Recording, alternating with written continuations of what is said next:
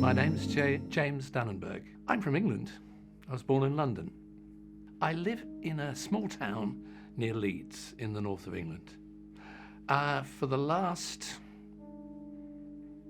37 years or so, I've been a Bible translator. I check translations of the Bible into various languages, checking the text with the original languages. I'm passionate about Jesus Christ. He is the one that makes my life tick, as it were. Yeah, I mean, that is the key thing in my life. Obviously, I wouldn't be a Bible translator if I didn't believe that. Right, yeah. About 15 years ago, I remember starting to have to get up in the middle of the night to go to the loo. I just put that down to advancing old age. I'm 72 now, so this must have started late 50s, 57, somewhere around there. At the same time, there were other symptoms developing as well. High blood pressure, gout. Yeah, hilarious. People think, gout is hilarious. Gout is not hilarious. It's very painful. Then I had a kidney stone when I was in Turkey one time. I had a kidney stone in the middle of the night. Again, that pain is not recommended either. And all those things were kind of interconnected, I believe. I didn't see them as interconnected at the time, but they were all part of a lifestyle and a diet. I mean, I'm a typical Englishman. I'm a no salad man. I don't eat salads. And I thought a good diet was a nice fry up in the morning and a ham sandwich at lunchtime and meat and 2 veg in the evening. So meat 3 times a day, I thought was a tremendously healthy diet. Of course, it was a disaster. And things advanced from there till I was not getting up once in the middle of the night. I was getting up several times in the middle of the night. And then it all came to a head when I visited a friend in the west of Turkey. And we both sat down at the airport and had a beer together. And after a while, after our conversation, we both felt that we needed to go to the boys' room. And it was not easy to find. So by the time we found the boys' room at the airport, we were really close to disaster. So we went to the boys' room and relieved ourselves of the beer that we drunk. I got on a train to visit another friend, and on the train, I nearly wetted myself. Despite the fact that I'd relieved myself, on the train, I felt the pressure building up. I could hardly hold it. In fact, I had to get out at a station, hide behind a billboard, and relieve myself. Then I arrived at the friend's house, and the first thing I needed was to go to the loo again. And this time, a blob of blood came out. Now, no one sees that and doesn't take any notice. So my immediate thought was cancer. Had myself checked out in England, and typical, unfortunately, the NHS takes an incredible amount of, all this happened in January. They only diagnosed me with cancer, prostate cancer, in July. It took 6 months. So then I knew I had prostate cancer. I was offered surgery in November 2017, which I put my name down for. But as I read about my condition, I thought maybe this can be treated with diet and supplements instead of surgery. So I phoned up and cancelled the operation, and they were very sort of "Ooh, you shouldn't really do this. This is very risky," and this sort of thing. And I actually asked if I did nothing, if I did absolutely nothing about my prostate cancer, how many years do I have? And they said between 5 and 10. Well, nearly 5 have gone by. And taking the supplements together with a strict plant-based diet, I feel pretty good. And the latest PSA tests that I've had, my specialist said, your condition seems to have stabilized. That doesn't mean cured, but he did say it's stabilized. So my hope is that the cancer has been contained and is not spreading. I still do wake up in the night, but not multiple times usually, down to one. And the wake-up time is normally about 4:35, so it's not far from waking up time anyway. When you're younger, this is not a problem, but as I said, as you get older, the ability to hold yourself before you get to a loo becomes more of a problem. Not normally so that you actually have a disaster, but there have been one or two times when I've been stuck in a traffic jam and I've had to have a complete change of clothes. So I have ways and means of preventing that now. Nice little bottle by the side just in case I get stuck in traffic. Yeah, I have regular PSA tests every 3 months. Yeah, my PSA scores vary between 10 and 15. I was diagnosed by a doctor. I'd had MRA scans at the local hospital, and normal weight. And can you tell me about the pharmaceutical, all-natural treatments that you've had throughout? Yes, I regularly take Ben's Total Health for the Prostate, advanced now.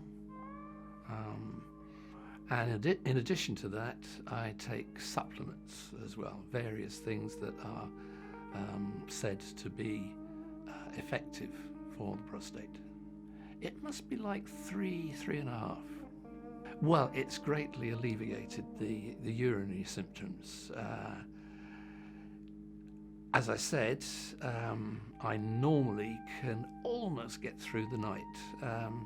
If I do wake up, it's towards 5, 6 o'clock in the morning, and sometimes I'll fall asleep again afterwards. Also during the day, I've noticed that I don't need to relieve myself as frequently as I used to. So I can go out, for example, and it can be 3.5 hours, 4 hours between going to the loo. Whereas before it would be much more frequent than that. I probably used to wake up about 3 times during the night. I probably came to know about Total Health for the Prostate supplements through reading Ben Ono's book. I think the book came first. Yeah, if they have symptoms, I would say don't panic, because having these symptoms doesn't necessarily mean that you've got prostate cancer. But what I would say is, what's your diet like? Are you having fry-ups every morning? Are you eating too much meat? What about your 5 a day? You know, the 5 fruits that you're supposed to eat every day. I would say you need to look at your diet first of all. I'm sure if 15 years ago, in my late 50s, I had watched my diet and not indulged in the way that I did, I probably wouldn't need Ben's Total Health for the Prostate. I'd probably be all right. But this is the thing, we're very ignorant. especially in this country, we're very ignorant about what things are a healthy diet. It doesn't mean, a faddy diet, going vegan all of a sudden. You don't have to go vegan, but if you overindulge in things, if you eat too much meat, if you don't have fresh fruit and fresh vegetables in sufficient quantities, you're heading for trouble. Well, sure, especially if they're getting into trouble, as I was getting into trouble, yeah. A symptomless person, I don't know. If they don't have any problems, maybe they're having a proper diet and they wouldn't need special treatment. Most challenging thing is saying goodbye to meat. But I do eat a little meat now, but it's not anything like on the scale that it was. I don't regard myself as a vegan by principle. In fact, if people ask me about my diet, I would say I have a plant-based diet. I'm not sure there's anything easy about changing your diet. We're all naturally lazy, and we don't sort of necessarily want to change our diets. I really don't like salads. I still don't like salads. But I try to have salads more frequently than I was having. Yeah, I have emailed Ben's team several times and always had very quick and informative replies. Yeah, it's very good. Well, I've answered the call because you invited me. I don't live in London. I grew up in London, so it was very nice to have the opportunity to come down again and stay in a nice hotel and have some nice food. Opportunity not to be missed. I actually have talked to a lot of men. I've talked to a lot of men my age about this problem. As you say, it's not an unusual problem for men in their 50s, 60s, 70s to have problems with their prostate. I've got a lot of friends who I've shared with and hopefully helped. It's said that 1 in 8 people in the United Kingdom, men, 1 in 8 men end up with prostate cancer. So this is an epidemic, We jumped up and down with COVID, how many people COVID was killing. It's nothing compared to the numbers of men who are going down with prostate cancer. Of course, 1 in 8 don't die necessarily of prostate cancer, but 1 in 8 men will have prostate cancer before the end of their lives. I have a lot of friends my age and slightly younger who are starting to have problems about getting up in the middle of the night and needing to go to the toilet. And I've reassured them. I said, it's not necessarily cancer, but you really do need to examine your diet. Possibly taking supplements might help you. And of course, see a doctor, especially if you pass blood. I have passed on the book to at least 2 other men. I think in view of the fact that it's of epidemic proportions, this problem of prostate cancer, I'm surprised that there isn't more discussion about it. I mean, after all, everybody knows, most people know, what causes lung cancer. And someone who smokes 60 cigarettes a day can't be surprised if, later on in life they're diagnosed with lung cancer. It's not a big surprise. It's not something, oh dear, how on earth did I get lung cancer? Likewise, what is lesser known is if you don't have a proper diet, you're flogging your prostate to pieces, and you may end up with prostate cancer, just in the same as you smoking cigarettes will give you lung cancer. A bad diet will cause you to end up with prostate cancer. And if you say, oh, well, maybe it's due to other causes, you only have to look at, for example, a country like China, where a doctor can go his whole career without seeing a single case of prostate cancer. So the Chinese in that area must be doing something right, and we in the West, particularly I would think the United Kingdom, but probably also in the United States as well, maybe even worse in the United States, we're doing things wrong and unnecessarily